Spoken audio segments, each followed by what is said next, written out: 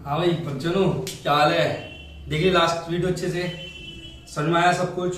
और last class का जो भी हमारा कंटेंट था, जो भी मैंने वीडियो बनाई थी, वो जस्ट एक बेसिक था। डजंट मीन कि वो एग्जाम में आएगा, बट ये श्योर है कि जितने भी वर्ड्स लास्ट क्लास की वीडियो में हमने यूज किए थे वो सब वर्ड्स नेशनल इनकम यूज होने हैं।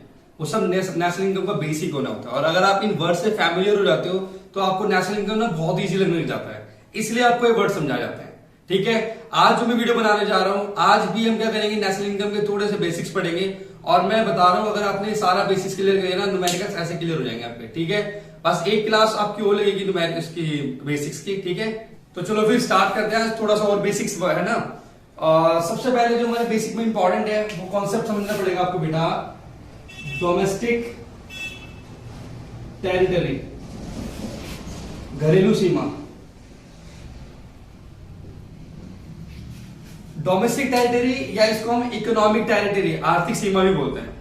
एक तो डोमेस्टिक टेरिटरी वो होती है जो आपने बचपन से देखे, जो हमारा मैप होता है। जैसे ये देखो,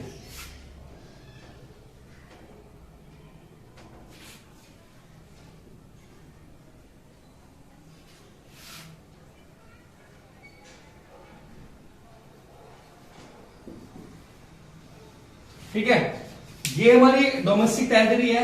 इसको हम पॉलिटिकल बाउंड्री भी बोलते हैं। बट फिर भी हम इसे नेशनल इनकम में पढ़ रहे हैं। ये तो बचपन से देखते आ रहे हैं ना मैप को, बट फिर भी हम पढ़ रहे हैं, कुछ तो लॉजिक होगा। क्योंकि नेशनल इनकम कैलकुलेट करने के लिए सबसे पहले हमें कैलकुलेट करनी होती है डोमेस्टिक इनकम। और डोमेस्टिक इनकम को कैलकुलेट करने के लिए हमें डोमेस्टिक टेरिटरी या इकोनॉमिक टेरिटरी का कॉन्सेप्ट पता होना चाहिए। ठीक है, तो एक तो डोमेस्टिक टेरिटरी या इकोनॉमिक टेरिटरी है ही। इसके अलावा कुछ चीजें और भी होती है, कुछ टॉपिक और भी होते हैं जिनको हम डोमेस्टिक टेरिटरी में इंक्लूड करते हैं। लाइक जैसे इतना अरबियन सी हमारा है, इतना बे ऑफ बंगाल, बंगाली खाड़ी इतनी है, इतना इंडियन ओशन, हिंद महासागर हमारा इतना है। ठीक है, अब जैसे कुछ कॉन्सेप्ट है, जैसे लाइक एक फिशर है, मछुआरा है, वो केरला में रहता है, वो मछली पकड़ने गया, वो मछली अगर समुद्र से पकड़ के लाता है तो उस फिशर को हम क्या करेंगे, डोमेस्टिक टेरिटरी में इंक्लूड करेंगे।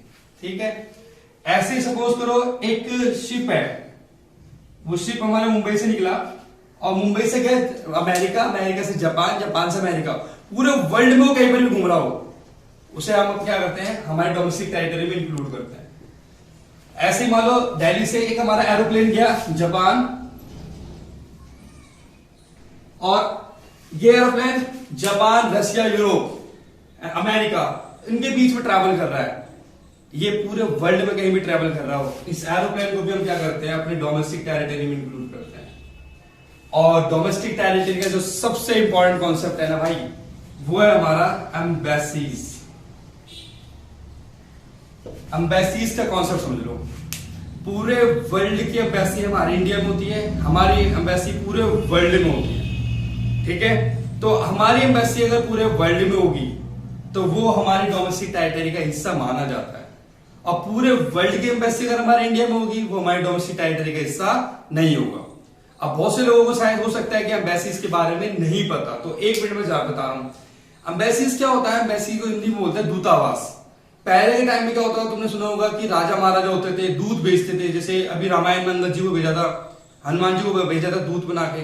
दूध क्या होता था, एक पॉलिटिकल मैसेज पहुंचाता था एक राजा का दूसरे राजा को। फिर क्या हुआ, पूरे वर्ल्ड की डीलिंग, अब आज के टाइम में क्या हो रहा है कि पूरे वर्ल्ड की डीलिंग बढ़ गई है।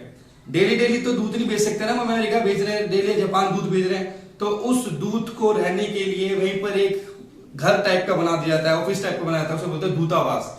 उसको इंग्लिश में बोलते हैं एम्बेसडर। और एम्बेसडर को रहने के लिए जो बना दी जाती है वो होती है एम्बेसी। और एम्बेसडर जो होता है वो हमारी गवर्नमेंट का रिप्रेजेंटेटिव होता है। लाइक अगर हमें अमेरिका को कुछ मैसेज देना है तो ये नहीं हम डायरेक्ट उसको ट्रम्प को कॉल कर देंगे, हम अपनी एम्बेसी को बोलेंगे और एम्बेसी जाके ट्रम्प को मैसेज पहुंचाएगी। बहुत सारी पॉलिटिकल डीलिंग और बहुत सारे केसेस जो भी हमारे सॉल्व होते हैं वो एम्बेसीज के थ्रू होते हैं। तो हमारी एम्बेसी अगर लाइक अमेरिका में और हमने एक बिल्डिंग बना के दे दी, तो वो जो बिल्डिंग है ना, वो मिनी इंडिया माना जाएगा।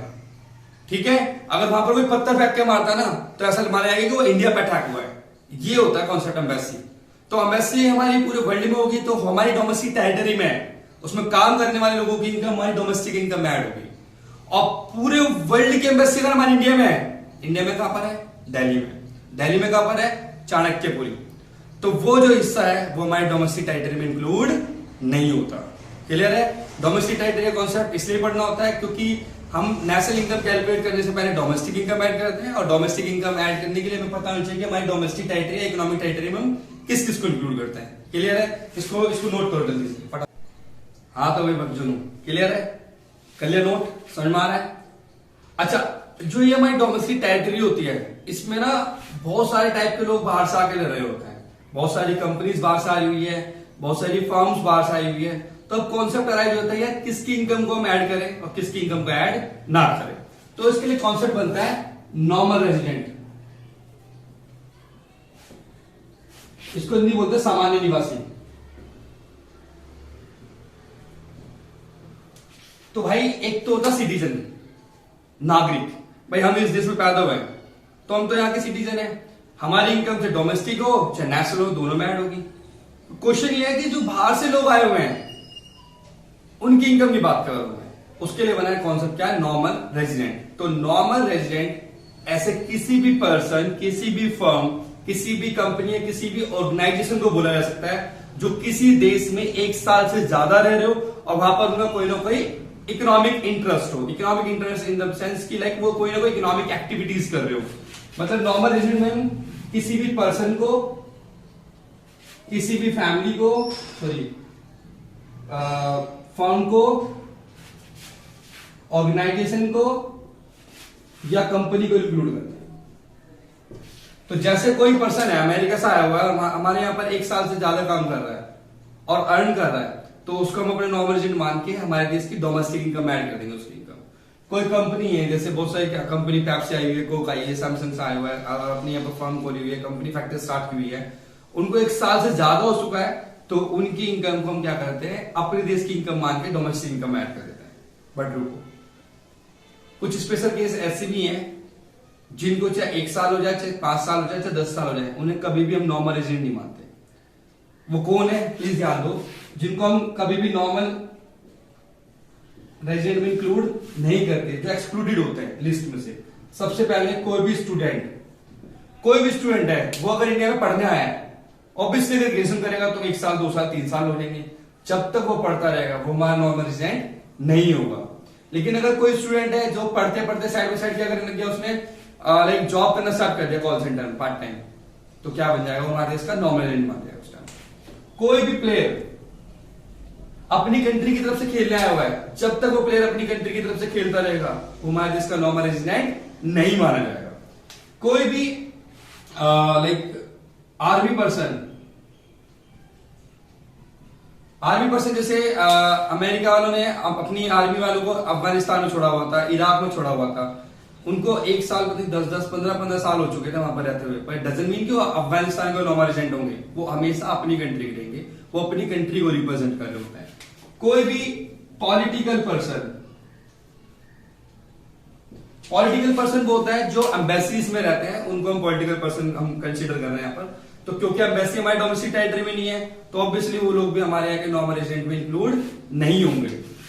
कोई भी बॉर्डर अक्रॉसिंग पर्सन, मतलब कोई बंदा है पर डे बॉर्डर क्रॉस करके जॉब करने आ रहा है, जैसे लाइक नेपाल से यहाँ पर हमारे यहाँ पे इंडिया में कोई बंदा पर डे जॉब करने आ रहा है, पर वो स्टे नहीं कर रहा है, काम कर रहा है फिर नेपाल वापस चले आ रहा है, तो उसको भी नॉर्मल रेजिडेंट में इंक्लूड नहीं करेंगे। कोई भी रिसर्चर मतलब मैंने यहाँ पर साइंटिस्ट वर्ड यूज नहीं किया, रिसर्चर लाइक कुछ भी रिसर्च हो सकती है, हमारी एजुकेशन के बारे में, हमारी पॉवर्टी के बारे में, हमारे कल्चर के बारे में, हमारे खाने के बारे में, हमारे साइंस से रिगार्डिंग कोई भी रिसर्च होती है, तो जब तक भी कोई रिसर्चर हमारे रिसर्च कर रहा होता है हमारे बारे में, उसको भी हम नॉर्मल रेजिडेंट में इंक्लूड नहीं करते। ठीक है। कोई भी क्रू मेंबर क्या होता है, जैसे हमारा शिप है, हमारा शिप पूरे वर्ल्ड में गया तो वो तो हमारी डोमेस्टिक टेरिटरी में था, तो अगर दूसरे देश का शिप हमारे देश में आएगा, हमारे देश की बाउंड्री में आएगा, तो उसको हमारी बाउंड्री में इंक्लूड नहीं करेंगे, और ऐसे जो शिप पे काम करने वाले जो क्रू मेंबर होंगे उनको भी नॉर्मल रेजिडेंट में इंक्लूड नहीं करेंगे। ऐसी कोई भी इंटरनेशनल ऑर्गेनाइजेशन जैसे WTO world trade organisation, international monetary fund, united nation organisation, world bank, अगर इनकी कोई भी ब्रांच अगर इंडिया में है तो इनको भी हम नॉर्मल रेजिडेंट में इंक्लूड नहीं करते। इन सब को छोड़ के कोई भी पर्सन, कोई भी फर्म, कोई भी ऑर्गेनाइजेशन या कोई भी कंपनी हमारे देश में 1 साल से ज्यादा रह रहे हैं और उनका कोई ना कोई इकोनॉमिक इंटरेस्ट है, दैट मींस वो इकोनॉमिक एक्टिविटी कर रहे हैं, तो उनको हम अपने देश का नॉर्मल रेजिडेंट मान के उनकी इनकम को हमारे देश की डोमेस्टिक इनकम ऐड कर देते हैं। क्लियर है? छापो प्लीज। नोट कर लिया? आइडिया भाई। और देखो थोड़ा सा हो रहा है, बस थोड़ा सा बेसिक हो रहा है। एक होता है गुड्स, वस्तुएं। गुड्स या वस्तुएं आपको बचपन से पता ही है, जो मैं पहले से पढ़ रहे हो। फिलहाल मैं बता दूंगी, यहाँ पर नेशनल इनकम में गुड्स को हम 2 पार्ट्स में कैटेगराइज करते हैं। एक होगा कंज्यूमर गुड्स, इसको हिंदी बोलते हैं भोक्ता वस्तुएं, और एक होता है प्रोड्यूसर गुड्स, उत्पादक वस्तुएं। तो कंज्यूमर गुड्स वो होगा जो एक कंज्यूमर कंज्यूम करता है, प्रोड्यूसर गुड्स वो जो है प्रोड्यूसर क्या करता है, प्रोडक्शन एक्टिविटी में यूज कर रहा होता है। तो कंज्यूमर गुड्स क्या होता है बेटा, ये भी हम इनको 4 पार्ट्स में कैटेगराइज कर सकते हैं। एक होता है ड्यूरेबल कंज्यूमर गुड्स, टिकाऊ उपभोक्ता वस्तुएं, जो 2 सालों से ज्यादा यूज की जा सकती है। जैसे आपके घर में लगा लो क्या क्या 2 साल से ज्यादा चल रहा है, सोफा, बेड, ये सब चीजें होती है जो 2 सालों से ज्यादा यूज होंगे, जिसको बोलते हैं ड्यूरेबल कंज्यूमर गुड्स। एक होता है सेमी ड्यूरेबल, अर्ध टिकाऊ उपभोक्ता वस्तु होती है जो मैक्सिमम 2 साल तक चलेगी। इसके अंदर क्या आता है, जैसे लाइक इलेक्ट्रॉनिक आइटम्स जो होते हैं, कपड़े जो होते हैं। कुछ लोगों के कपड़े हो सकता है कि ड्यूरेबल भी हो, 4-4, 5-5 साल पहन रहे हो आप लोग, पर ऐसा नहीं है। कपड़े ड्यूरेबल में नहीं आते, सेमी ड्यूरेबल में आते हैं, 1 से 2 साल इनकी लाइफ मान जाती होती है। एक होता है नॉन ड्यूरेबल गुड्स, गैर टिकाऊ उपभोक्ता वस्तुएं, वो होते हैं जो वन टाइम कंज्यूमेबल होती है, जिसको एक बार यूज कर सकते हैं। जैसे बर्गर लिया, खाया, खत्म। जितने भी खाने पीने की चीजें होती है वो सब क्या आती है, नॉन ड्यूरेबल में आती है। और सर्विसेज मैंने आपको पहले भी बताई थी, इसके अंदर सेवाएं में आती है bank, transport, communication and all that, ठीक है। उसके बाद आता है प्रोड्यूसर गुड्स। प्रोड्यूसर गुड्स होंगे जो किसी ना किसी प्रोडक्शन एक्टिविटी में लगे होंगे। इसके अंदर बेसिकली 2 आते हैं, एक तो कच्चा माल, रॉ मटेरियल, और एक आता है हमारा मशीनरी, ठीक है। इनके अलावा एक टाइप का और एक और गुड्स होता है बेटा, कैपिटल गुड्स। इसको हिंदी बोलते हैं पूंजीगत वस्तु। कैपिटल गुड्स से पूंजीगत वस्तु मतलब ये होता है ऐसी किसी भी वस्तु को कैपिटल गुड्स बोलते हैं जो ड्यूरेबल हो, जो मतलब बहुत सालों तक चलेगी, मतलब 2 साल से तो ज्यादा चलेगी। जो एक्सपेंसिव हो, मतलब बहुत बहुत महंगी हो। और तीसरी खास बात सुनते हैं आप समझ जाओगे क्या है वो। तीसरी खास बात यह है कि वो किसी ना किसी क्या है, प्रोडक्शन एक्टिविटी में लगी हो, उत्पादन क्रिया में लगी हो। सोचो, जो टिकाऊ हो, महंगी हो और उत्पादन क्रिया में लगी हो, वो क्या है, मशीनरी। तो अगर आपसे कोई पूछता है कि all capital goods are producer good but all producer goods are not capital goods, why, मतलब सारे कैपिटल प्रोड्यूसर है पर सारे प्रोड्यूसर कैपिटल नहीं है। तो उसका रीजन ये है भाई, आप उसको बताओ। कैपिटल गुड्स तो क्या होते हैं, ड्यूरेबल होते हैं, एक्सपेंसिव होते हैं, प्रोड्यूसर प्रोडक्शन एक्टिविटी में लगे होते हैं, मतलब मशीन। तो मशीन तो प्रोड्यूसर गुड्स है, पर प्रोड्यूसर गुड तो रॉ मटेरियल भी है। तो रॉ मटेरियल ना तो ड्यूरेबल होता और ना ही ज्यादा महंगा होता। तो इसलिए क्या होता है, सारे प्रोड्यूसर गुड्स कैपिटल गुड्स नहीं होते। एक क्वेश्चन और, कील, क्या कील प्रोड्यूसर गुड्स है? भाई कील देखो ड्यूरेबल होती है, प्रोडक्शन एक्टिविटी में भी लगी होती है, बट वो महंगी नहीं होती।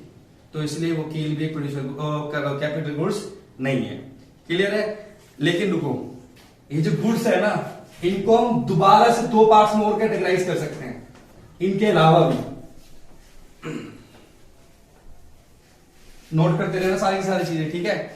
2 पार्ट्स में और कैसे, एक होता है फाइनल गुड्स, इसको हिंदी में बोलते हैं अंतिम वस्तुएं, और एक होता है इंटरमीडिएट गुड्स, मध्यवर्ती वस्तुएं। मध्यवर्ती वस्तु है या अंतवर्ती वस्तु बोलते हैं, और इनको बोलते हैं बेटा अंतिम वस्तु। वो तो कुछ ऐसे ही थ्योरेटिकल पार्ट है, लेकिन ये आपको समझना बहुत जरूरी है, बहुत बहुत ज्यादा इंपॉर्टेंट। आराम से समझना, रिलैक्स होकर। सबसे पहले फाइनल गुड्स, ऐसे किसी भी गुड्स को फाइनल गुड्स बोलते हैं जो रेडी टू कंज्यूम, जो उपभोग के लिए बिल्कुल तैयार है। आप बर्गर की शॉप पे गए, बर्गर लिया, खाया, ready to consume, final goods. कपड़े ले लिए, शर्ट ली, लिए, डाइट पहनना स्टार्ट किया, ready to consume, final goods. ठीक है, ऐसी कोई भी चीज लाइक आप अपने घर में जो भी ला रहे हो यार, जो भी लाते हो, जो भी आपके घर में जो भी प्रोडक्ट यूज कर रहे हो, वो सब फाइनल होता है, क्योंकि आप लेते हो डायरेक्ट यूज करना स्टार्ट करते हो। बट इंटरमीडिएट गुड्स को समझो ध्यान से। ऐसे किसी भी गुड्स को इंटरमीडिएट गुड्स बोलते हैं जिसका यूज एज इन कच्चा माल, रॉ मटेरियल के रूप में यूज होने वाला है, उसे इंटरमीडिएट गुड्स बोलते हैं। या फिर जो अभी विद इन प्रोडक्शन एक्टिविटी, उत्पादन क्रिया के भी अंदर है, मतलब वो बनके तैयार नहीं है फाइनली, उसे इंटरमीडिएट गुड्स बोलते हैं। या फिर वैल्यू एडिड, या जिसकी वैल्यू एड होने वाली है भी, उसकी मूल्य बढ़ने वाला है, वो फाइनली इंटरमीडिएट गुड्स है। और फाइनली या फिर उसको खरीदा गया हो रीसेल के लिए, दोबारा बेचने के लिए, उसको बोलते हैं इंटरमीडिएट गुड्स। फॉर एग्जांपल जैसे एक बर्गर वाला है, उसने आलू खरीदे, तेल खरीदा, बन खरीदा, प्याज खरीदी, टमाटर खरीदी, वो सब उसके लिए कच्चा माल है, वो उसके लिए क्या होंगे, इंटरमीडिएट गुड्स होंगे। एट द सेम टाइम अगर आप अपने घर पे बर्गर बना रहे हो तो वो सब आपके लिए क्या होंगे, फाइनल होंगे। विद इन प्रोडक्शन एक्टिविटी, आपने मोबाइल कंपनी बना, आपकी सपोज करो एक मोबाइल कंपनी है, बट आप सब कुछ तो नहीं बनाते होंगे। आपने क्या करा, मोबाइल का ग्लास किसी और से बनवा रहे हो, बैटरी अलग से किसी और से प्रोड्यूस करवा रहे हो, कैमरा के लेंस अलग किसी और से प्रोड्यूस करवा रहे हो, ठीक है। तो क्या हुआ कि जब बैटरी बनके तैयार हो गई है, तो वो फैक्ट्री में जो बैटरी बनके तैयार है, डजंट मीन वो फाइनल है, वो अभी भी क्या है, विद इन प्रोडक्शन एक्टिविटी है, वो इंटरमीडिएट गुड्स है। जिसने ग्लास बना के तैयार करा है, वो डजंट मीन की फाइनल है, वो अभी भी प्रोडक्शन एक्टिविटी के अंदर है, वो क्या है, इंटरमीडिएट गुड्स है। क्लियर है। ऐसे देखो, एक सब्जी है, आपकी मम्मी खरीद के लेके आती सब्जी, आपने डाइट लाए और उसको बनाया, और बनाने के बाद डाइट खा लिया, वो तो फाइनल। लेकिन जब एक रेस्टोरेंट वाला सब्जी लेके जाता है, उसको बनाने के बाद उसकी वैल्यू क्या कर जाता है, बढ़ा देता है, वो उसके लिए क्या हो गया, इंटरमीडिएट गुड्स हो गया, मध्यवर्ती वस्तु। क्लियर है। उसके बाद देखो रीसेल, जहां से आप लोगों ने फोन खरीदा है, वो भी तो कहीं से खरीद के लाया हुआ यार, उसका पर्पस क्या था, दोबारा बेचना था, रीसेल था, वो उसके लिए इंटरमीडिएट गुड्स है। हम जहां से कपड़े खरीद के लाए, वो भी तो कहीं से कपड़े खरीद के लाया था, उसका पर्पस क्या था, रीसेल करना, उसके लिए क्या है, इंटरमीडिएट गुड्स है। क्लियर है। तो जल्दी सोचो सारे माइंड में कि जो एक टेलर है जो सिलाई मशीन खरीद के लेके आया है, बताओ उसके लिए फाइनल गुड्स है सिलाई मशीन के इंटरमीडिएट है, सोच लिया। हो सकता है कुछ लोगों को फाइनल लग रहा है, कुछ को इंटरमीडिएट, थोड़ा सा सोचो पहले। टेलर जो सिलाई मशीन लेके आया है, सिलाई मशीन ना तो कच्चा माल है, पहली बार, सिलाई मशीन ना प्रोडक्शन एक्टिविटी के अंदर है, सिलाई मशीन से प्रोडक्शन होगा, सिलाई मशीन का प्रोडक्शन नहीं हो रहा, सिलाई मशीन की वैल्यू भी बढ़ने वाली नहीं है, और नए टेलर सिलाई मशीन को दोबारा बेचने के लिए है, तो सिलाई मशीन भी क्या हुआ है, फाइनल गुड्स है। मैं ये बताना चाह रहा हूं आप लोगों को कि जरूरी नहीं कि कंज्यूमर गुड्स ही फाइनल होते हैं, प्रोड्यूसर गुड्स भी फाइनल हो सकते हैं। और जो बच्चे कॉमर्स के लिए, उनके समझना बड़ा आसान है भाई। कोई भी fix assets like land, building, plant, machinery, और या फिर एक कंपनी में ट्रक खरीदे जा रहा है, कंप्यूटर खरीदे जा रहे हैं, फर्नीचर खरीदे जा रहे हैं, वो सब क्या होते हैं, फाइनल होते हैं, जब तक उन्हें दोबारा बेचने के लिए ना खरीदा जाए। क्लियर है। और हम ये टॉपिक क्यों पढ़ रहे हैं, क्योंकि नेशनल इनकम में बेटा हम हमेशा फाइनल गुड्स के प्रोडक्शन को ही ऐड करेंगे, इंटरमीडिएट को ऐड नहीं करते। फटाफट छापो। एक छोटा सा टॉपिक और है, डेप्रिसिएशन, इसको हिंदी में बोलते हैं मूल्यह्रास। जितने भी कॉमर्स के स्टूडेंट है, मुझे तो उनको पढ़ाने की आवश्यकता भी नहीं है, बट जो आर्ट्स के स्टूडेंट है मेरे, मैं उनको बता रहा हूं। मूल्यह्रास, मूल्य मतलब होता वैल्यू, ह्रास मतलब होता घटना। जब भी हम कोई एसेट्स का यूज करते रहते हैं, तो जो उसकी वैल्यू घटती रहती है ना, उस घटने को बोलते हैं डेप्रिसिएशन। जैसे लाइक मेरी बाइक है, मैं बाइक खरीद के लाया 1 लाख रुपए की, अब मैं उसको 1 महीने तक उसको यूज करा, तो 1 महीने बाद उसकी वैल्यू 1 लाख रुपए रहेगी क्या, नहीं, क्योंकि मैं उसको यूज कर चुका हूं, तो उसकी वैल्यू घट चुकी है। जितनी वैल्यू उसकी घटेगी उसे क्या बोलते हैं, डेप्रिसिएशन बोलते हैं। तो ऐसी बड़ी बड़ी फैक्ट्री में मशीन लगी होती है, ठीक है, वो सारी मशीनें यूज हो रही होती है, और वो यूज होते होते उनकी वैल्यू क्या हो रही होती है, डाउन हो रही होती है, उसको बोलते हैं डेप्रिसिएशन।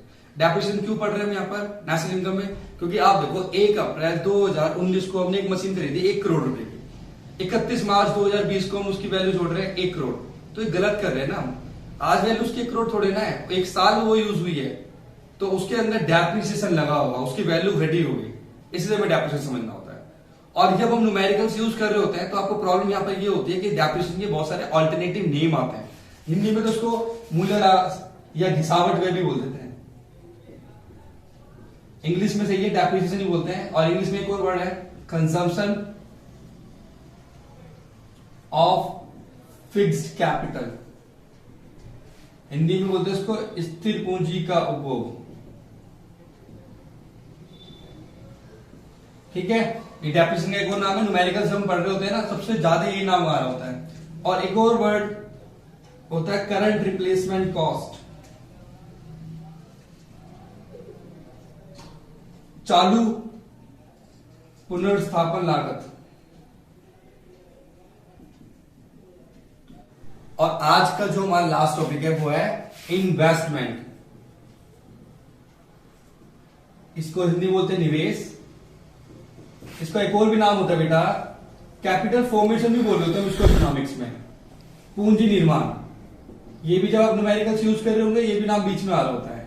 इन्वेस्टमेंट को कैपिटल फॉर्मेशन भी बोलते हैं, क्योंकि इन्वेस्टमेंट करने से मतलब मशीन खरीदना, और मशीन को मैंने बताया था 4 फैक्टर होते हैं, land, labour, capital, entrepreneur. Capital के अंदर मशीन इंक्लूड करती है, मशीन से क्या होता है कैपिटल फॉर्म्ड हो रही होती है, इसलिए इन्वेस्टमेंट को हम कैपिटल फॉर्मेशन भी बोलते हैं। और मैं क्यों पढ़ा रहा हूं यहाँ पर न्यूमेरिकल्स के लिए। और ये 2 टाइप का होता है बेटा, एक होता है